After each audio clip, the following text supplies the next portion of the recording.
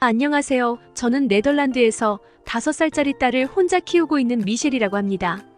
딸이 아빠를 잃게 되면서 무척이나 밝고 착했던 딸은 점점 말수도 줄고 우울해 있는 시간이 길어졌는데요.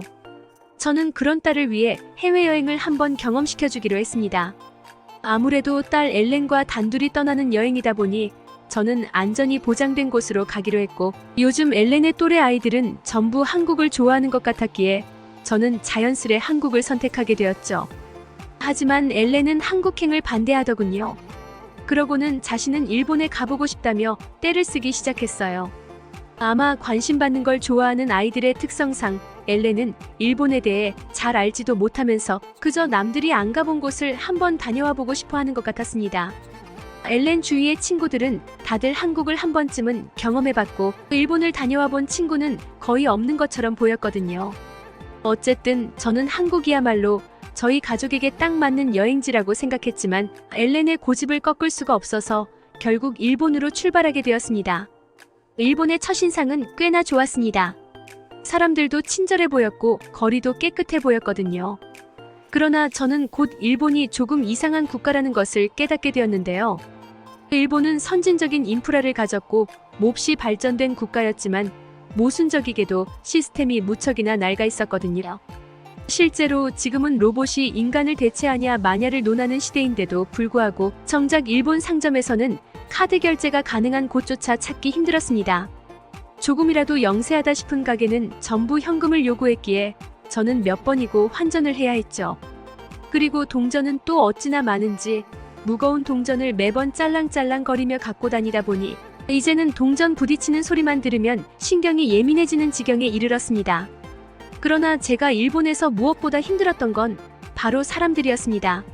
일본인들은 남에게 피해를 주지 않으려고 노력하고 그런 부분이 이들을 친절해 보이게끔 하는 것 같긴 했지만, 알면 알수록 일본인들은 착한 게 아니라 그저 눈치를 많이 볼 뿐이라고 느꼈거든요. 저는 한 번은 엘렌과 함께 일본의 초밥집에 들어간 적이 있고 그곳에서 초밥 정식을 주문하게 되었습니다. 그런데 초밥이 4개 정도가 나왔을 때도 엘렌은 새우초밥 하나밖에 못 먹고 있었고 다른 초밥들은 통 입맛에 안 맞는 것처럼 보였죠. 그래서 저는 셰프에게 앞으로 엘렌에게 나오는 초밥들은 전부 새우 초밥으로 바꿔서 줄 수 있냐고 공손히 물어봤는데요. 새우초밥은 저희가 주문한 초밥 정식에서 가장 저렴한 재료였기에 가게 측이 손해를 보는 것도 아니었죠. 하지만 제가 이 부탁을 함과 동시에 그렇게나 친절했던 셰프와 직원들의 눈빛은 일순간에 바뀌기 시작했습니다. 90도로 고개를 숙이며 저희를 환영했던 그들은 갑자기 자신들끼리 일본어로 속닥거리더니 대충대충 초밥을 만들기 시작했거든요. 일부러 잘랐는지 꼬리 없는 새우초밥을 준다든지, 한 번은 아직 어린 아이일 뿐이었던 엘렌에게 고추냉이가 가득 들어있는 새우초밥을 만들어줘서 저는 그들에게 항의를 하기도 했는데요. 하지만 그들은 그저 약 올리는 듯한 재수없는 표정을 지으며 스미마생이라고 건성건성 외칠 뿐이더군요. 저는 그들이 계속해서 저희를 곁눈질하며 자신들끼리 속닥거리자 대체 무슨 말을 하는 건지 궁금해서 번역기 앱을 켜보기도 했는데 그들의 번역된 말을 확인하고 저는 정말 경악을 금치 못하고 말았습니다. 뭐야, 저 늙은 과부 너무 민폐잖아. 그냥 주는 대로 먹지 외국인 주제에 쟤까짓 게 뭐라고 이것저것 요구하는 거야? 이들은 겉으로만 친절한 척했지 속은 악마 그 자체였던 것이죠. 저는 너무 화가 나서 번역된 일본어를 그들 앞에 보여줬고 그제야 일본인들은 부끄러운 듯 눈을 내리깔며 얌전해지더군요. 제 주위에는 다른 일본인 손님들도 몇 명 있었는데 어떻게 그들의 말을 알아듣고도 단 한 명도 저희를 도와주는 사람이 없을 수가 있는지 저는 이들의 냉정함과 음습함에 혀를 내둘렀습니다. 그 외에도 네덜란드인이라 키와 체격이 큰 제게는 일본의 대중교통 자리가 꽤나 좁게 느껴졌는데요. 일본인들은 이런 제 옆에 앉기를 꺼려했고 모두가 저를 흘겨보며 기분 나쁜 티를 내더군요. 엘렌이 목적지까지 얼마나 남았냐고 칭얼댈 때면 일본인들은 하나같이 그저 5살일 뿐인 엘렌을 째려보더라고요. 저희에게 직접 주의를 주는 것도 아닌 조금이라도 소리를 낼 때마다 주변의 모든 일본인들이 일제히 말없이 노려보자 저는 약간의 소름이 돋기도 했습니다. 그리고 아이에게조차 조금의 배려도 없는 일본인들의 모습에 저는 엄청난 실망감이 들기도 했죠. 아직 타인의 감정을 이해하는 데 서툰 엘렌이었지만 그런 그녀에게조차 일본인들의 소름 끼치는 눈빛은 충격으로 다가온 모양이었고, 숙소에 돌아온 엘렌은 남은 5일간 일본 대신 한국에서 여행하면 안 되겠냐고 조르기 시작하더군요. 솔직히 저 또한 일본에 더 있어봤자 좋은 꼴을 못 볼 거라 생각했기에 그렇게 저희는 일본에서의 남은 일정들을 모두 취소하고 다음날 아침에 눈을 뜨자마자 한국행 비행기를 타게 됐습니다.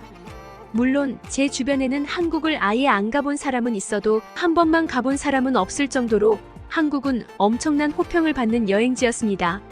하지만 이번 일본에서의 경험은 저희 가족으로 하여금 충격을 주기에 충분했고, 저는 엘렌에게 또다시 상처를 주고 싶지 않았기에 한국에서는 조금 더 조심하면서 다니기로 했습니다.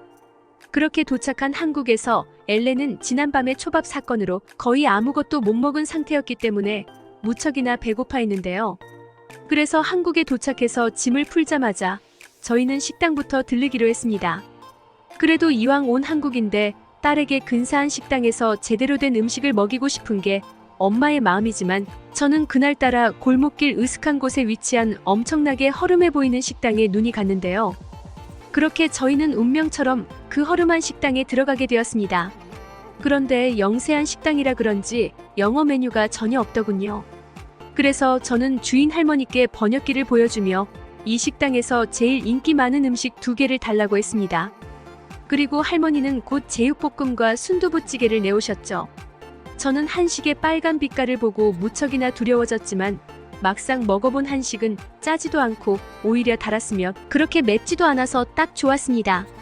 하지만 엘렌은 이 음식들을 먹기엔 너무 어렵고 도저히 매워서 못 먹겠다고 하는 거 아니겠어요? 정말 큰일이었습니다. 혹시 음식을 추가 주문하면 일본에서처럼 차별적인 행위를 당하지는 않을까 걱정됐거든요.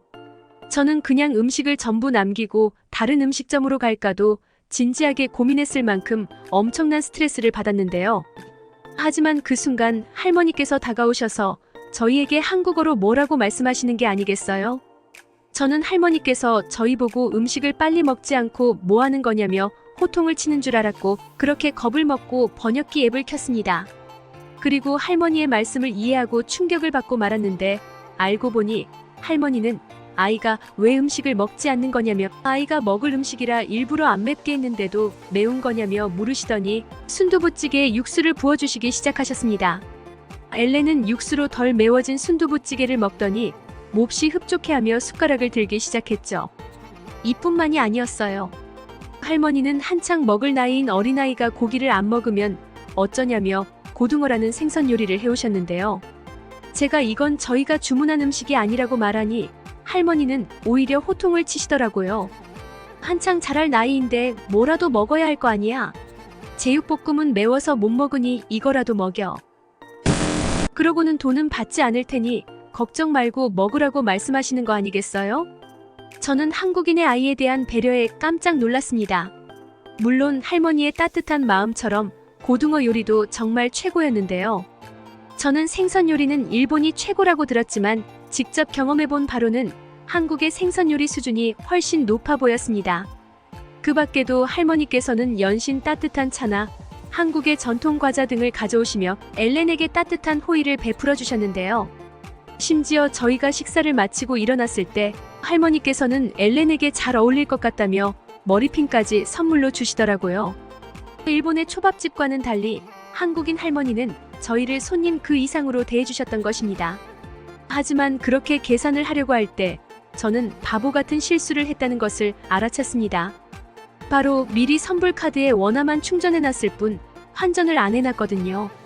제 일본에서의 경험을 떠올려보자면 이렇게 허름한 식당에 카드 결제기가 있을 리 만무했고, 저는 절망스러운 표정을 지으며 혹시 카드 결제가 가능하냐고 물었습니다. 그런데 할머니는 너무도 당연하다는 듯이 그럼 카드로 결제하지 뭘로 결제하냐며 카드뿐만 아니라 QR 결제도 가능하니 원하는 대로 결제하라고 말씀하시는 거 아니겠어요? 한국은 일본과는 달리 선진적인 인프라와 시스템을 동시에 발전시킨 것이었습니다. 그렇게 저는 한국의 따뜻함에 감동을 받은 채로 한국의 궁궐인 경복궁을 보러 지하철로 향했습니다. 한국 지하철은 일본과 정말 닮아 있었는데요. 일본 지하철처럼 사람도 엄청나게 많았고 굉장히 조용했거든요. 그래서 한국도 일본처럼 소리에 무척이나 예민하구나 싶었습니다. 그렇게 몇 정거장을 지나쳤을까 엘렌이 다리가 아프다며 칭얼대더니 갑자기 지하철 바닥에 주저앉아 버리는 거 아니겠어요? 저는 깜짝 놀라서 주변을 살폈는데 역시나 한국인들도 저희를 전부 힐끔힐끔 쳐다보더군요. 그리고 갑자기 어떤 한국인 남성이 일어나서 저희 쪽으로 다가오는 게 아니겠어요? 한국인들은 일본인들과는 달리 직접 지적까지 하러 오는구나 싶어서 눈을 질끈 감던 찰나 저희에게 다가온 한국인 남성은 충격적인 말을 건네더군요. 그는 유창한 영어를 구사하며 아이가 다리가 많이 아픈 것 같은데 자신의 자리에 앉히라고 말하며 기꺼이 자리를 양보해줬거든요.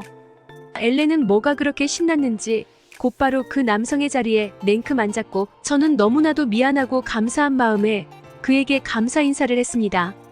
그런데 그 순간 엘렌의 옆에 앉아있던 중년의 여성도 일어나더니 제 어깨를 잡으며 자리에 앉으라는 듯한 몸짓을 하는 거 아니겠어요? 너무도 갑작스럽게 일어난 상황에 저는 굉장히 당황했습니다. 그리고 주위를 다시 둘러본 결과 한국인들이 저희를 보는 눈빛은 일본인들처럼 혐오와 냉담이 섞인 소름 끼치는 눈빛이 아닌 호기심과 아이에 대한 사랑이 가득한 애정의 눈빛이었다는 것을 알 수 있었습니다. 그 후로도 엘렌은 자꾸만 목적지까지 얼마나 남았냐며 물어댔고 뭐가 그리 좋은지 혼자 까르르 웃어대며 다소 소란스럽게 굴었는데요. 하지만 한국인들은 정작 자신들은 정숙을 유지하지만 엘렌의 소음에 눈 감아줬을 뿐만 아니라 오히려 엘렌에게 사랑스럽다는 눈빛만을 보내주고 있더라고요. 그렇게 저는 정말 마음 편하게 경복궁역에 도착할 수 있었고 우아하고 장엄한 경복궁의 매력에 혀를 내두를 수밖에 없었습니다. 그 후에도 저희는 일본에서는 하루 동안만 해도 엄청난 눈치와 질타를 받았지만 한국에서는 5일 동안 돌아다녔음에도 늘 배려와 친절만을 받으며 기분 좋게 한국 여행을 마무리할 수 있었는데요. 이번 경험을 통해 저는 사람들이 왜 입을 모아 한국 여행을 추천하고 이곳에 재방문하는지 이제야 그 이유를 알 수 있었습니다. 한국은 많은 매력이 있는 국가지만 그 중에서도 한국인이라는 귀중한 보물이 있기 때문에 많은 사람들이 계속해서 찾을 수밖에 없던 거였죠. 일본과는 달랐던 한국의 모습에 감동을 받았던 네덜란드 여성의 사연이었습니다. 여러분들의 구독과 좋아요, 알림 설정은 영상 제작에 큰 힘이 됩니다. 듣기 주셔서 감사합니다. 오늘의 영상은 이게 전부입니다. 모두가 건강하길 바랍니다.